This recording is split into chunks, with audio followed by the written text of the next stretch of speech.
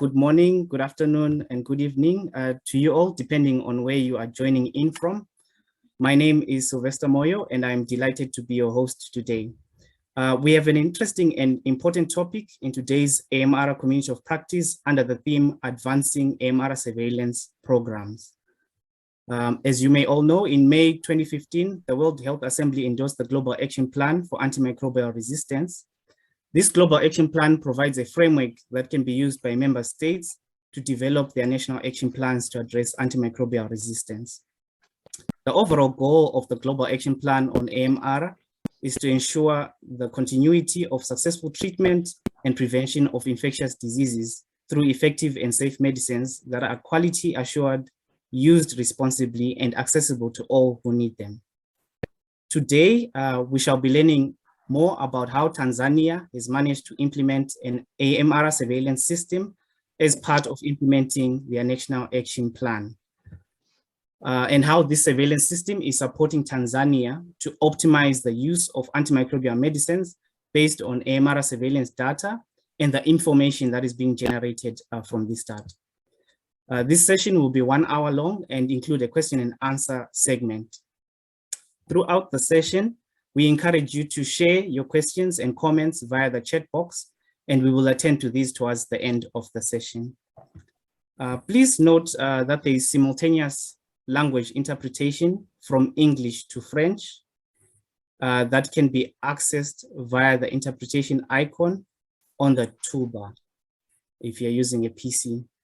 So please click that interpretation icon and select either English or French language based on your preference.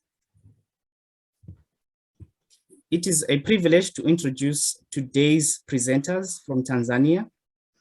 The first presenter is Professor Jeremiah Seni, who is an Associate Professor of Microbiology and Infectious Diseases at the Catholic University of Health and Allied Sciences and Bugando Medical Center in Mwanza, Tanzania.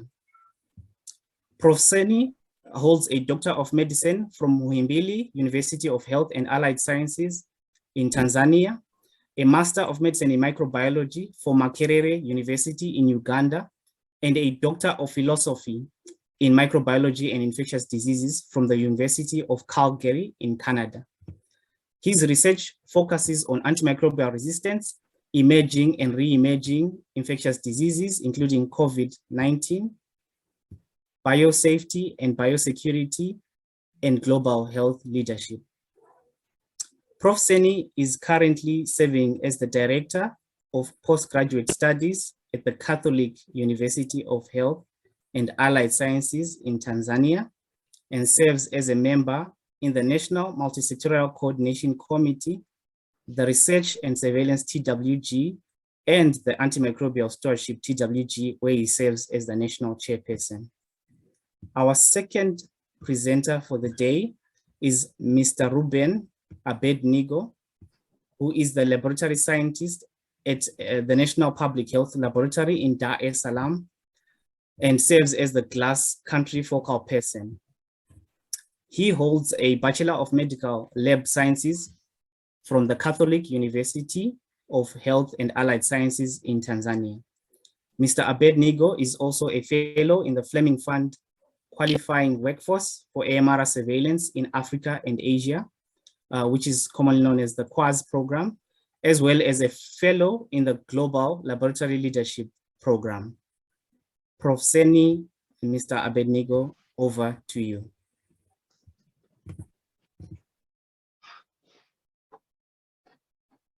Okay. Good morning and good afternoon to everyone. So today we will share with you the optimizing the use of antimicrobial medicine based on antimicrobial resistance surveillance data in Tanzania. My name is Reuben Abednego. I'm working at the National Public Health Laboratory in Tanzania under Ministry of Health. So next.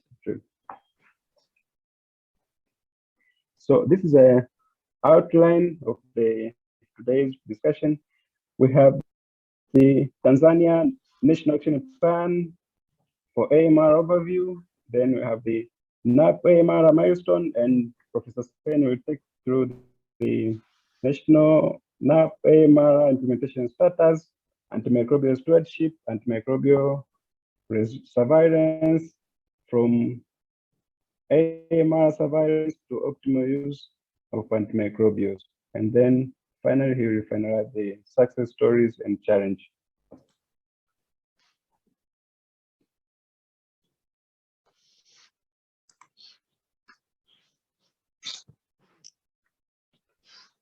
So this is our governance structure, our national governance structure for combating antimicrobial resistance, antimicrobial resistance. This is a One Health approach, which comprises with different sectors and ministries. So we have Prime Minister's office, which is made up of, from the Prime Minister, we have the One Health Coordination Desk, and also we have the Ministry of Health, we have Minister of Livestock and Agriculture, Minister of Livestock and Fisheries, we have Minister of Agriculture, we have President's Office, Regional Administrative and Local Government, and also we have the Vice President's Office, whereby the representative from environment sectors are coming from. So all these sectors make one committee called Multi-Sectoral Coordination Committee, MCC. It's a One Health Committee on antimicrobial, on AMR.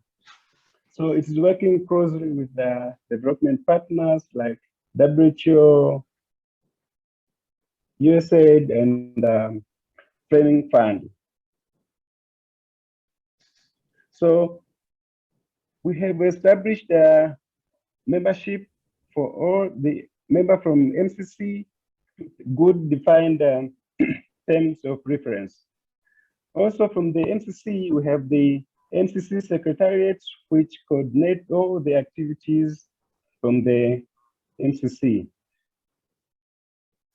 Then we have established 4 technical working groups with the defined terms of reference for the implementation of priority actions with National Action Plan. These 4 technical groups are, the first one is a technical working group for antimicrobial awareness, antimicrobial resistance awareness and education. The second is the technical working group for antimicrobial resistance surveillance and research development. Also, we have the technical working group for antimicrobial resistance, IPC, and also we have the technical working group for antimicrobial resistance stewardship. So today we'll focus on these 2 technical working groups for surveillance and stewardship.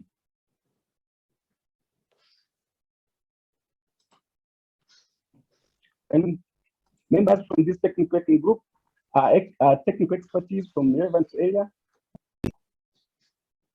Okay, so in Tanzania, we have adopted the 8th World Health Assembly agenda and developed the National Action Plan on the antimicrobial resistance and our One Health approach. So we have with 5 strategic objectives. So we launched the in April 2017, we launched our National Action Plan for antimicrobial resistance with 5 strategic objectives, which are creating awareness of agriculture of antimicrobial resistance through effective information, education, and communication. The text is the knowledge and evidence based through surveillance and research. The reduce the incidence of infection through effective sanitation, hygiene, and infection prevention measures.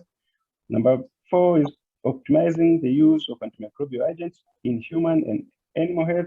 And the last one is develop the economic case for sustainable investment and take account on the needs of all countries. So these 5 strategic objectives address similar strategic objectives at the Global Action Plan for Combating Antimicrobial Resistance. Next, Prof.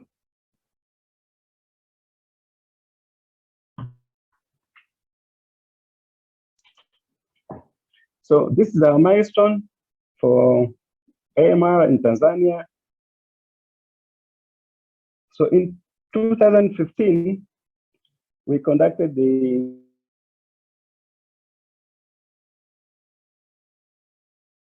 gap analysis, and whereby we went from 25% to 8% among Streptococcus pneumoniae isolates from under 5 children. And also in 2016, the WHO conducted joint external evaluation using international health regulation tools, whereby in AMR capacity is called 1, means no capacity, but the evaluation appraised excellent work in intervention on resistance of antimalarial drugs, and system for monitoring HIV and TB resistance were available. So in 2017, whereby we launched a National Action Plan for Antimicrobial Resistance with multi-sectoral coordination committee and 4 technical working groups which are working together. So in 2019, whereby we enrolled to Global Antimicrobial Resistance Surveillance System, simply GAS, it was on March 2019. In 2020, we managed to submit the national antimicrobial consumption data to GLAS, and we started collecting the data from human health. And in 2021, we conducted the PPS point prevalence survey in 16 hospitals, and also we reported the data to GAS.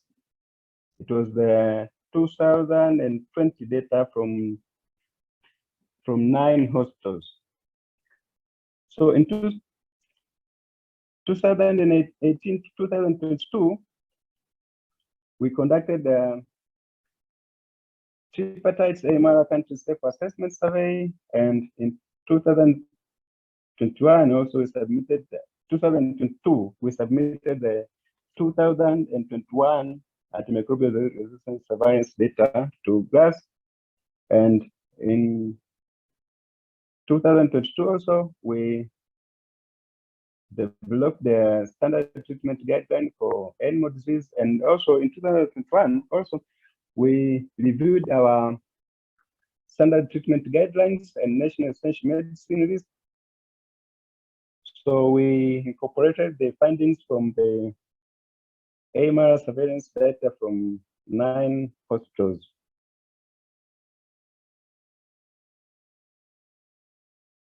So this is a milestone for Tanzania National Action Plan for AMR activities.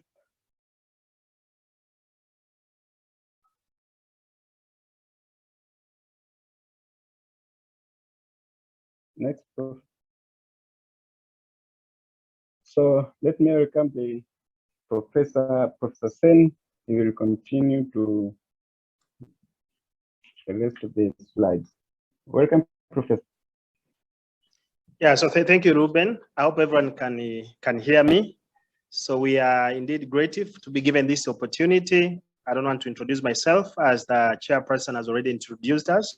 So I'll be taking you through the implementation in the 2 arms. So I'll be sharing the implementation status on the stewardship, the technical working group that I lead, and then I'll also showcase some of the information from the research and surveillance technical working group. And then I'll triangulate, showing how we use the data from the surveillance to inform our evidence-based practice and our standard treatment guideline. So starting from so we have basically generated a number of documents. So we have our national guideline, we have the National Action Plan on Antimicrobial Resistance, but also we were able to develop a guideline which categorizes antibiotics into access, watch, and reserve group. We were also able to develop the National Antimicrobial Resistance Surveillance Framework. You can see it on the left, the second row. We were also able to develop in June 2020 the policy guideline for implementation of antimicrobial stewardship. And these are the documents which are now guiding us on the surveillance as well as on the stewardship implementation activities. We were also able to develop as a country the Medicine and Therapeutic Committee guidelines, and now we have rolled out these to all tertiary hospitals and the regional referral hospitals. So we are looking forward to trickle this down to the district level in the next NAP. And as a result of this, we were also able to revise our standard treatment guideline and national essential medicine list, which you see it on the right at the middle corner. So this was actually launched in around, this was launched in mid-2021. Another interesting thing, we also participated as a country in the regional consultation workshop to roll out a WHO policy guideline on integrated antimicrobial stewardship activities. And this was conducted in July 2021. And as a result, Tanzania is among 3 countries in Africa which have been selected to pilot the antimicrobial stewardship implementation activities. And so let me now start by showing you some of the country data that are around on the consumption, and then after that I'll showcase on the use, and then I'll go straight to the surveillance. So the team, one of the team in our country conducted a national consumption, the national survey on the consumption of antimicrobials at national level. And this was conducted between 2017 and 2019. And I think everyone knows that this is expressed in the number of DDD per 1,000 inhabitants per day. And we obtained, this data we obtained from our Tanzania Medicine and Medical Devices Authority. And we were also able to obtain the purchasing data from the medical store department and of course other local pharmaceutical manufacturers within the country. So what you could see, the overall DDD was actually decreasing progressively from 2017. So you're talking of from like, it was more than 100, and then it significantly decreases all the way to the 2019. One thing I want to bring into your attention is that if you look on this data, if you look at data on which antibiotics were actually imported in the country, they were predominantly in the beta-lactam group, but also predominantly in the trimethoprim sulfamethoxazole and the tetracycline. And so these are the predominant data in terms of importation of, in terms of antibiotics which were imported in the countries. And you can see these are the cheaper drug in the access group, which are cheaper, so they are also more likely to be abused because they are readily available everywhere. So I'll then link this to the surveillance data so that you can really see how the importation, how the use, and how these two can correlate to the trend in the resistance. Next to the consumption data, we also conducted the countrywide survey using the WHO point prevalence survey methodology. And we conducted it in 6 regions, regional referral hospitals. And these were strategically selected to represent the zones in the country, like the northern, the western, the eastern, the central, and then the southern part. And you can see the overall antibiotics use among admitted patients during the day of survey was around 62%. So you can see the antibiotic use among admitted patients was pretty high. And the sub-analysis also showed that these were predominantly prescribed among children and then also among the surgical ward. So this is really alarming data. And if you look on our data, if you compare even from research-based data from different universities and other research institutions in the country, they are also showing high rate of antibiotic use, ranging from 40 to around 65%. One good thing, if you could see, we noted that the utilization of the standard treatment guideline, like adherence to prescribing antibiotic based on standard treatment guideline was very high. It was actually 84. And if you look on the use across the hospitals, you can see most of the hospitals, the use was significantly higher. A surprising thing, something which came to our surprise, was that the utilization of laboratory services was extremely low. And we thought maybe this could be also related to the methodology that we use, because, you know, the WHO PPS methodology does not like requires a researcher to go straight to the ward, and then you see the data in either in the file, whether the hard copy or the electronic files. So there's no that link with the laboratory. So in case like the sample maybe is taken already to the laboratory and then it's not yet, let's say, returned back. So you may, if you use the WHO PPS methodology, you may record it as no, maybe culture and sensitivity was done, but yet it was done. But nevertheless, I think this is an area which we are now really pushing forward to make sure that that gap between the, you know, clinicians, then the laboratory experts, and then the pharmacist is totally bridged. Another interesting thing which was really good to our country is that if you look on the utilization, the access group of antibiotics, these were actually predominantly used irrespective of the hospital. And the watch and the reserve group were indeed less than what is recommended in the standard, which is also good, because at the end of the day, we want to preserve these agents so that we increase their longevity, but also we decrease the possibility of the escalating burden of antimicrobial resistance. We have also, so this was done in 6 hospitals. And these are the hospitals which are supported by the Ministry of Health and the USAID MTAPS program. So we have additional 3 hospitals which are supported by the Ministry of Health in collaboration with the WHO. And recently this year we did also a point prevalence survey. You can see again, even in these other additional hospitals, you can see the use of antibiotic was still also very high. So it was like 69.6. So more or less the same as what we got in other 6 hospitals. And 18% encountered just 1 antibiotics, and then the remaining had multiple antibiotic prescribed.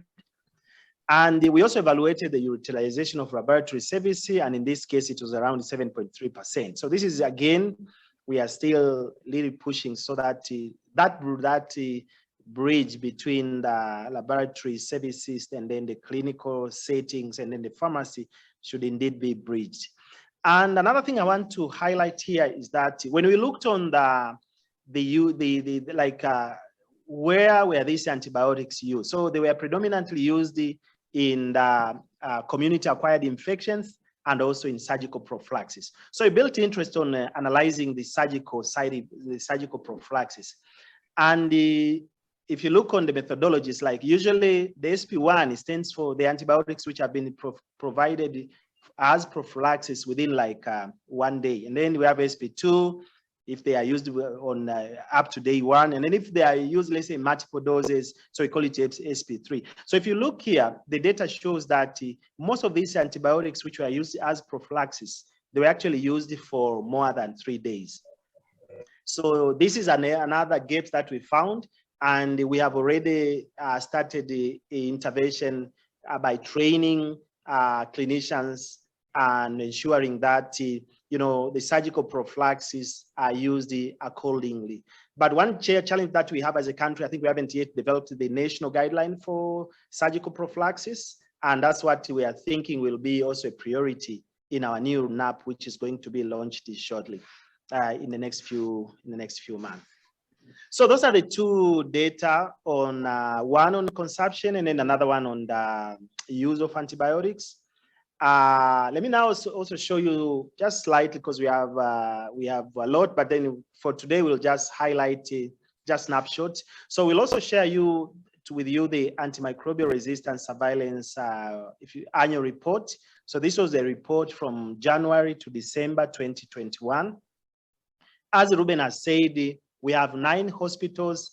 These are tertiary and regional referral hospitals, which have been enrolled in a country, and they are actually sites which are routinely conducting antimicrobial surveillance. So there are a total of 9 hospitals. All of them are public, and we have a few, 2 or 3 which are public-private mixture.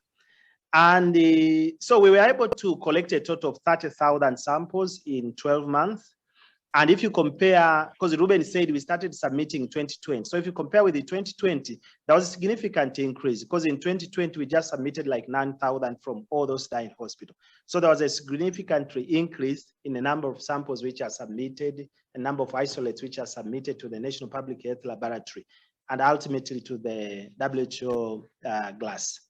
And if you look on the demographics, I think there was pretty equal sex distribution, but 1/3 of these were actually children less than 5 years of age. And the contribution of the priority samples in our country, which is urine and blood, was actually 45 and 54 respectively. And we also, one of the things that we are doing, most of these laboratories have already registered in the EQA system. So one of the things we also quickly looked on the quality. So the contamination in urine samples around 7.4%, and then contamination in blood samples around 12.8%. So these are pretty high, but we are really pushing forward to ensure that it goes below the recommended standard. So the overall prevalence of urinary tract infections, so like laboratory confirmed urinary tract infection was around 27%, which is also within the range in the country. If you look on various studies on UTI in this country for the past like 15 years, it is actually ranging from 15% to around 30%. So we are still within the same. And then in terms of bloodstream infections, so laboratory confirmed bloodstream infection, this was found in around the 16%. And again, you know, we are thinking maybe low prevalence in this or low culture positivity in the blood sample, maybe attributed by the fact that most of these patients are usually admitted, and most of them have probably been exposed to antimicrobial in the cascade of referral healthcare system. Because we say that these hospitals which are participating in the surveillance, these are the tertiary hospital. This is like level 5 and 4 in our healthcare systems. So if you look on the contribution of surveillance data from the 9 hospitals, you can see the distribution. For example, if you compare, for example, the 2020 vis-a-vis 2021, you can see there was a significant increase in numbers. Of course, there was variability in the contribution across different hospitals, with the Bugando Medical Center contributing more than 40% in both years, and then followed by Kilimanjaro Christian Medical Center, which was also contributing around 1/4, and followed by the Muhimbili National Hospital. And then the other remaining hospital contributed less than 10%. So basically the majority, maybe through more than 3/4 of the contribution were actually contributed by Muhimbili National Hospital, Bugando Medical Center, and Kilimanjaro Christian Medical Center. So we really need, because, you know, these are hospitals which are taking care of many people. They are saving a bigger catchment population. So I think we need to really push on the utilization of laboratory services so that we get more and more sample, as what we saw that trend from 2020 to 2021. So let me now narrow to urinary tract infections only for the remaining slides, so that I show you in details what we got. So if you look on the urinary tract isolates, so of course, as it would have been expected, so 1/3 were contributed by Escherichia coli, followed by Klebsiella pneumoniae, subspecies pneumoniae, and then number 3 was actually Staphylococcus aureus. So you can see those are the predominant organisms, of course, both in developed and developing countries, so it's not surprisingly. But one thing which probably I should bring into your attention is we are seeing raising trend of Candida, especially Candida albicans and other Candida species being implicated in urinary tract infection. You can see here the contribution was around 4.2. And remember, these are the isolates which were actually isolated. These are really isolated according to the standard. So these were pure colonies, and which were also significant. So it was technically significant candiduria. So much as we are focusing on surveillance on bacteria, I think it is high time now we should also look for other pathogens, and especially the candida and the other fungal pathogen, because, you know, with the increase in the use of, increase in the population of people with immunocompromisation state, and, you know, the increase in the use of invasive devices, you know, we have increase in people with like immunosuppressive condition like cancer, or like the use of anti-cancer chemotherapies. So I think we're expecting the trend of invasive fungal diseases will increase. And because the fungal infection will increase, then we need also to be more vigilant in our surveillance process, so that even the fungal are also included. There are, of course, already discussion at country level to see how best we can also include the candida in our surveillance system. And there's a discussion ongoing with the CDC country office, and we hope that one will work so that we also include this in our routine surveillance procedures. So I want to show you on the antibiogram, the national antibiogram, and I've just selected one of the pathogens so that we can discuss it in context. So I've selected the predominant organism, which is the E. coli. And you can see on the left, we have the antibiotics, and then in the middle, we have the number of isolates which were tested for a particular antibiotics. And then on the right, we have the percentage of resistance, intermediate, and the sensitive. So if you look on this table, one thing which is which you can clearly see that is striking is like sometimes you don't have the constant number of antibiotics which are tested against the pathogen. You can see here the total number of E. coli isolates were 1,154, but you can see, I think, you can see like the variability in the number of antibiotics discs which were tested against the E. coli isolate. And this really emphasizes the need of having like a structured and coordinated health commodity supply in our hospitals so that we ensure that we don't have stockouts. And this is one of the gaps that we have identified when we are implementing our national action plan. And in the next action plan, which we are hoping to start next year from 2023 to 2028, I think this will be one of the areas where we'll put much more effort to ensure uninterrupted supply of laboratory items, laboratory reagents, so that we really we have really consistent data.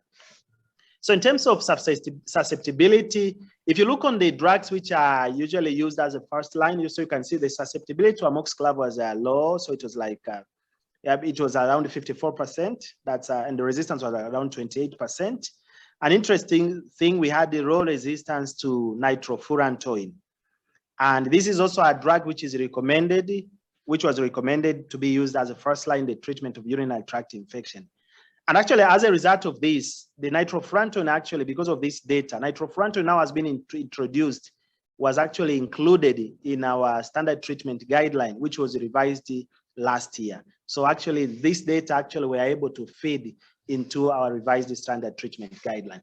If you look on the other drug, which we usually use them as the second line, so for example, gentamicin, you can see resistance was around 36%.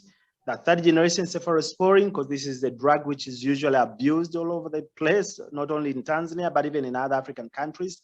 So you can see the resistance is pretty high, so like 57.7%.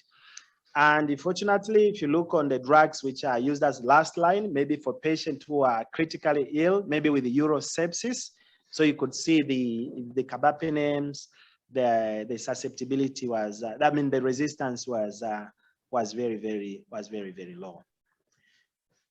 Okay, so as a result, now we actually use this data, as I said, in the revision of our standard treatment guideline.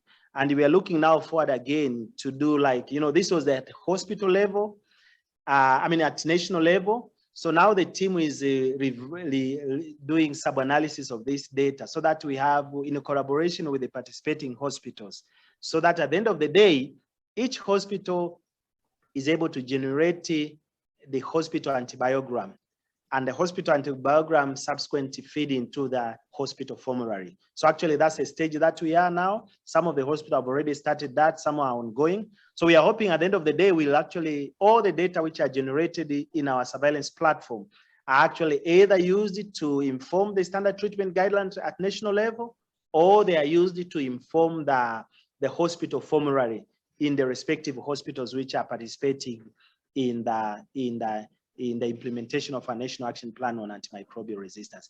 Another thing before I move to the next slide, you can also see the drugs which are those which are readily available, those which are cheaper. You can see the resistance is pretty high. You can see the resistance to ampicillin is around 90%. Resistance to trimethoprim sulfamethoxazole around 83%. Yes, so you can see even tetracycline around 60%. So you can see this one, which because they are readily available, they are cheaper, then they are more likely to be abused. So this also emphasizes us that we really need to use laboratory services if we want to manage our patient accordingly, so as to ensure that we have favorable treatment outcome. So our surveillance is basically based, as I said before, in the tertiary and regional referral hospital. And we conducted a study to inform whether it is possible also to do the surveillance in the lower level healthcare facilities. And in this case, I'm referring to district hospital. So through the SNAP AMR project, we were able to showcase, to pilot a possibility of introducing surveillance procedure, surveillance system in the lower healthcare facility. So we enrolled over 2,000 patients, and the prevalence of bloodstream infection was around 13%, skin and soft tissue infection 27%, and laboratory confirmed urinary tract infection was around 21%. And the predominant organism were actually E. coli and Klebsiella. One thing I want to bring into your attention here, I want you to appreciate the differences in the susceptibility of the gram-negative bacteria against the third-generation cephalosporin when you compare the district on the left, the 3 bars on the left, and then the regional referral hospital, the 3 bar in the middle, and then the tertiary hospital, the 3 bar on the right. So you can see, for example, the third-generation cephalosporin resistance is very low, less than 12%, irrespective of clinical condition in the district hospital. And this emphasizes that probably this drug, though we may say the resistance is very high in other settings, but this drug can still be useful at district hospital. But then when you go to regional referral hospital and tertiary hospital, you can see, for example, the resistance is remarkably high. So these findings really emphasizes that when we are developing guidelines for treatment of patients, the guidelines should also take into account the level of healthcare facility. So the guideline, for example, in a tertiary hospital cannot be used for the regional referral hospital. And the guideline for the regional referral hospital can also not be used in the district hospital. And we have actually also, we have already written a policy brief on this. So we will submit it to the Ministry of Health. And we are hoping that when we are reviewing the next review of our standard treatment guideline, I think the level of healthcare facility in terms of treatment will also be guided by the local evidence. So let me also highlight now, this is my last but one slide. Let me highlight on the challenges and lessons learned. So if you look on our implementation activities, I think we are doing good. We have successfully implemented our National Action Plan for the past five years, and the government is fully supporting this initiative. However, we have noted that there is disproportionate sectoral representation. So we are doing very well in the public sector, so like in public hospitals, in contrast to the private sectors. And in our new NAP, this is the gap now which we have clearly identified, and we have already started the discussion so that even private hospitals which have the capacity, which have diagnostic capacity, they are also included in the surveillance. We have already started, and we're hoping that will be also successful. And then, of course, our initiative are largely donor dependent, and we have been discussing with the ministry and, of course, the government in general on how best we can envisage the local funding mechanism to ensure that this is sustainable. And we have already, of course, already got some positive feedback, for example, from some of the directors who are leading these hospitals. They are seeing the need of locally funding these initiatives. And I've said before that we have already collected data, and we're using this data to feed into our treatment guideline. I gave an example of nitrofurantoin for urinary tract infection.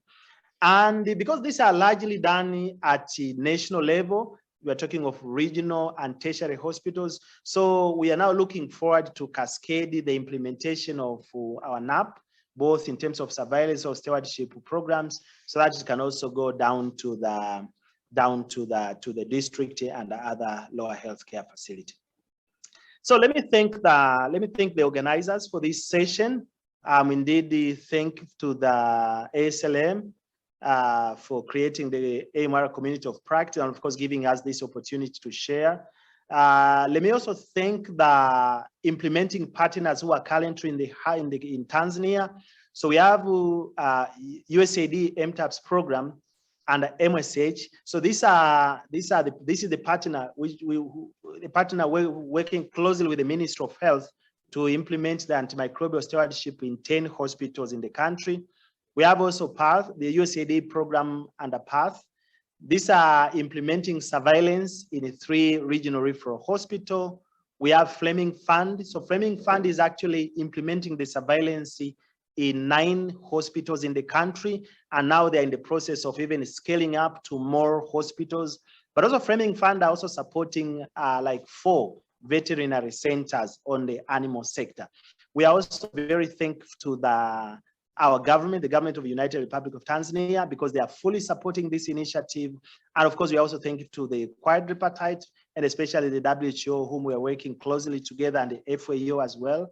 We also thank the Africa CDC, which also provided an opportunity for us to present this finding. We are also thankful to some of the, of course, like projects which are also ongoing, like the SNAP AMR and many other projects which are ongoing in the country, which all together we are able to allow us as a country to generate this data for the benefit of our patient and the country in general. So thank you very much. Chairperson, I submit.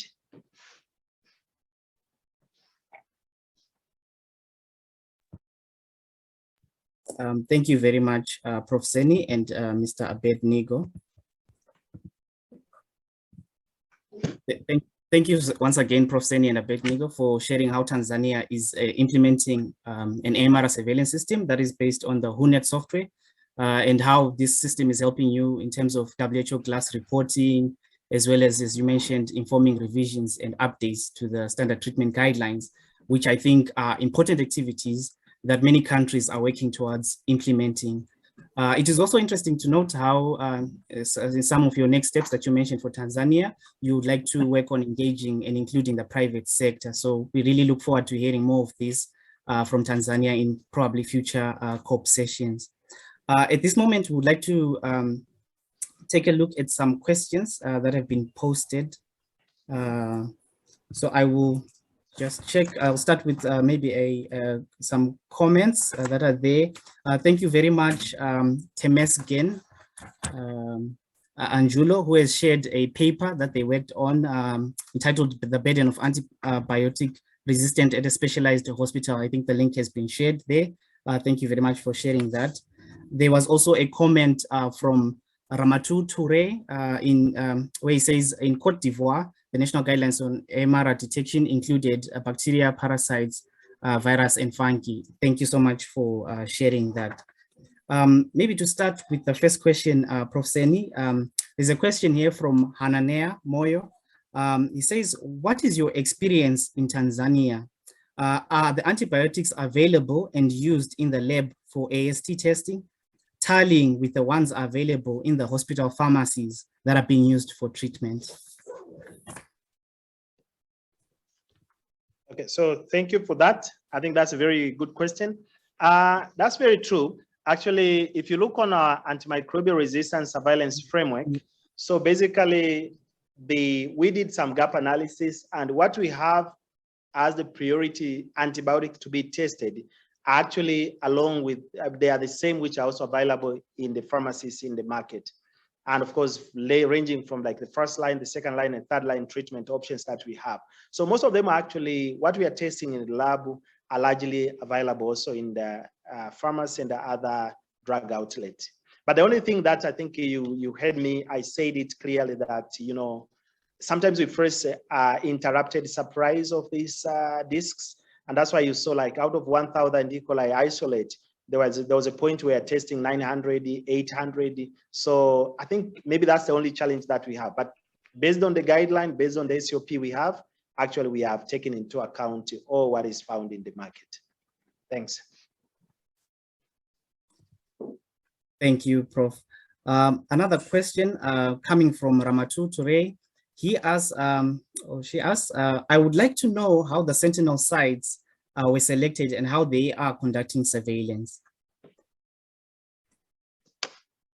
Okay, thank you very much. So the Sentinel sites were selected using, first, it was, you know, before we launched our National Action Plan, there was a gap analysis. There was a global antimicrobial partnership program, which did a SWOT analysis. And the SWOT analysis actually stipulated exactly where to start and, you know, what are the strengths, the weaknesses, the opportunities that are around in the country. So if you look on our framework, we have stipulated a process of selecting hospital to be included in the surveillance. So one, we started by including all tertiary hospitals.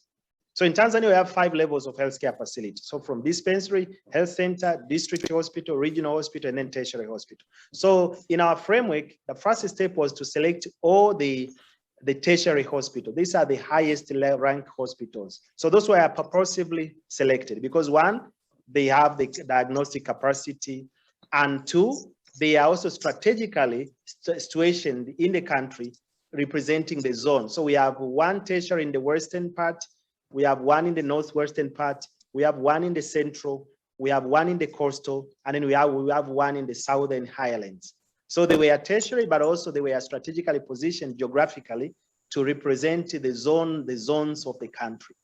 And then if you go to the framework again, the second level, the selection was based on the second level, the regional referral hospitals, which have also capacity to conduct the culture, because we are just starting. So we purposefully selected those.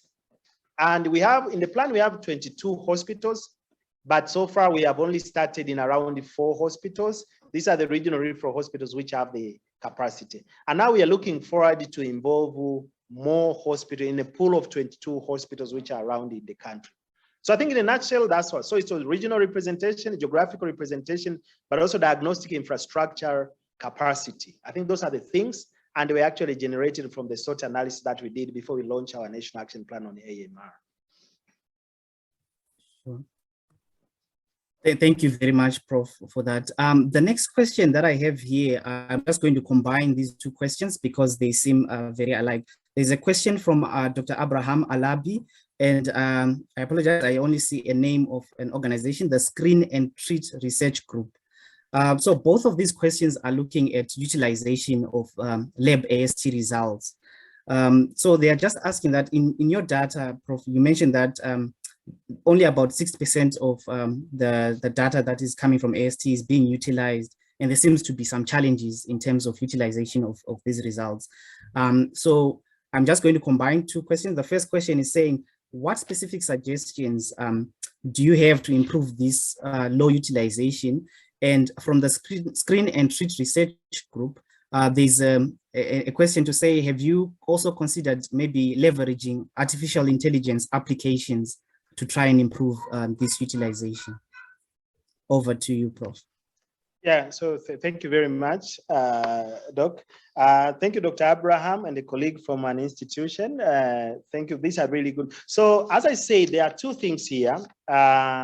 We cannot say 100% that these are the true data. If you look on our paper that we published in British Medical Journal Open, we said it clearly in the discussion that this utilization should be interpreted cautiously, because if you look on the WHO methodology for PPS, it doesn't give a room for someone who is in the ward collecting the data to go back to the laboratory to cross-check if anything is not right. So probably there may be samples which were collected and then they are in the lab, and because we don't have that link in this methodology, then it can be challenging. So it should be really interpreted cautiously.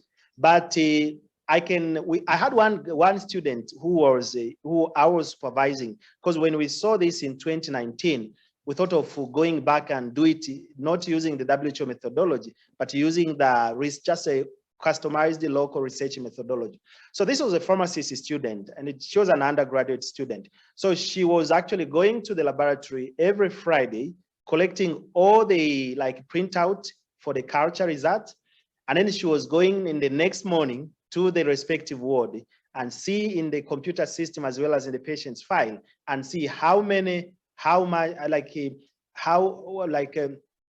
was the specific utilization. So when we did this hand on hand following it, we saw that at Bugando Medical Center, the utilization was around 60%. Maybe to be specific, it was 56.7% or approximately 60%. So this also brings us this is also alerting us that maybe this methodology should also look at cautiously, because you don't only rely on the files or the electronic system in the wards, but probably we need another eye to check in the laboratory. And with ongoing most of our hospitals now have been, most of the things are now done electronically. So I think this will be easier to be addressed in the future research, because most of the things now are electronically, so you could just click the number and then cross-check quickly. So I think the WHO methodology should be also interpreted cautiously, as I said, because if you do hand-on-hand follow-up, the utilization in one of the hospitals just like 60%. In terms of utilizing the artificial intelligence, I think that's a very good opportunity to work on. We have a team from the University of Dar es Salaam, whom they are very good on artificial intelligence. I understand they are now focused on, the radiology part, interpreting the CT scan, the MRI, the ultrasounds.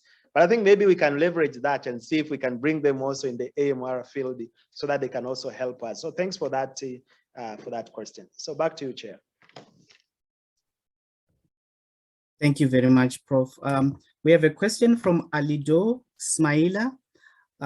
She says, or he says, thank you, Prof. I would like to know if at the level of Tanzania, there is any quality control work on antibiotics that are introduced and sold to the population. This is in terms of control of the dosage or active ingredients. I don't know if maybe there's something that you are aware of, Prof, that is being done along these lines of quality control of antibiotics. Yes, we have that. It was not systematically done in the previous NAP implementation, but our Tanzania Medicine and Medical Devices Authority, they're actually doing the quality check for antibiotics. And I understand there is a multi-center program which is ongoing across, I think, several African countries. And I think once that one is out, they'll be able to publish. But yes, they are doing it as a regulatory authority, but we had not yet integrated them in our implementation of our previous NAP. And in the coming NAP, they have been clearly integrated. And surveillance on the quality of the antibiotic is actually one of the parameters that we are going to assess in the next NAP. So we'll get, of course, data maybe in the next few months, because they were thinking of also publishing it, and then also, of course, disseminating also technical reports, because this was multi-country. So I think once they are done, we'll be able to get that information. Yeah, but of course, in our next NAP, that's one of the parameters that we are going also to systematically collect, because the capacity is there. They have the HPLC, and they have the human resources, and they can perfectly do it.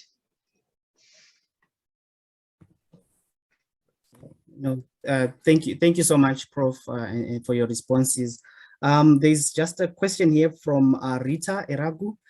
She asks, are the guidelines and national action plan for Tanzania available online? Yes, they are available online through the Ministry of Health portal.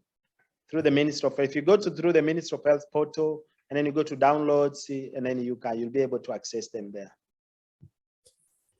Thank you so much, Prof. I believe there are so many. Maybe let me just highlight that, recently, I mean, the Ministry of Health has, changed the names. So I understand they are also currently they are upgrading their website. So you can check. If you don't see it, then you understand maybe because they are just upgrading their website. But I understand they are there in the download section. If you go to publication, then download, then you will be able to get those. Sure. No, thank you so much, Prof. Colleagues, I would like to acknowledge that there are a number of questions that are coming through. I believe some of them, as the Prof has mentioned, that, this work that has been initiated in Tanzania is trying to open up also opportunities for further research to try and also answer some of the questions that are coming up from the colleagues. So due to time considerations, also looking at the time, we would like to take this time to thank all who have shared their comments and questions, and would really like to invite all the participants to kindly take part in a brief survey that will be shared shortly.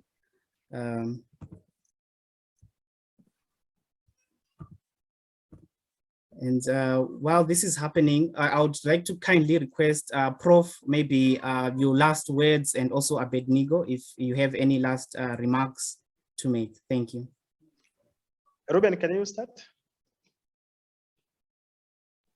Yes, Prof. Thank you very much, ASLM, for this opportunity, for having us to share what we have and what we have implemented in regarding the antimicrobial resistance in our country. So we are looking forward to work with you and any other program based on the antimicrobial resistance. Thank you. So again, on behalf of the team, I thank the ASLM for organizing this, but also thank my colleague Reuben, who has been really instrumental. And I thank all the members from the multi-sectoral coordinating committee and technical working group. And of course, our two ministries, the Ministry of Livestock and Fishery and the Ministry of Health, because all this data are generated in our system. So I really thank everyone who in one way or another has enabled the generation of this data. So I've shared my email. In case you still have some questions, please, let's catch up. I'll also share my WhatsApp number. If there's a room for connection, there's a room for interaction and collaboration. So please check my email, and I'll also share Reuben's email and our WhatsApp number so that we can also, and we can continue with the discussion in our AMR Community of Practice WhatsApp group. So back to you, Chair. Asanteni sana. Thank you very much. Thank you very much. Thank you very much, Prof and Abednego. So at this moment, we will be sharing just the code for how you can download today's certificate of attendance on the screen. Would also like to take this opportunity to also invite everyone who has not yet registered to become a member of the ASLM to please use the link that is being shared so that you can continue to get updates and access to resources via the ASLM Academy portal. It has really been a wonderful session, and as usual, we pledge to keep bringing more sessions to you. So please do look out for future invitations to the AMR CoP sessions. On behalf of the team, we wish you all a great weekend ahead. Until next time, it's goodbye for now. Thank you. Goodbye. Thank you very much.